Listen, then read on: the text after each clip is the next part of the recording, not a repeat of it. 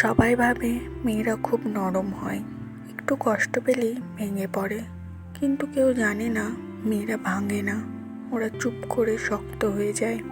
একসময় আমিও খুব সহজ ছিলাম, কারোর একটা মেসেজে হাসতাম, কারোর একটা অবহেলায় কাঁদতাম।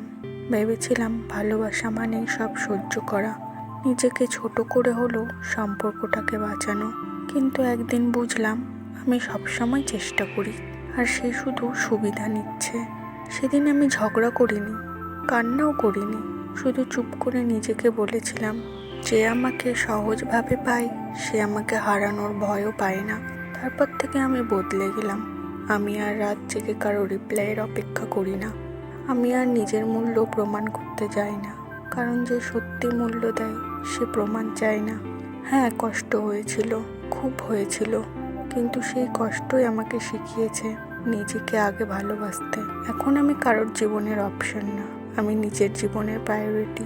আমি শিখেছি চলে যেতে হলে মাথা উঁচু করে যেতে হয়। কারোর সামনে ভেঙে পড়া মানে তাকে জেতানো নয়, নিজেকে হারানো।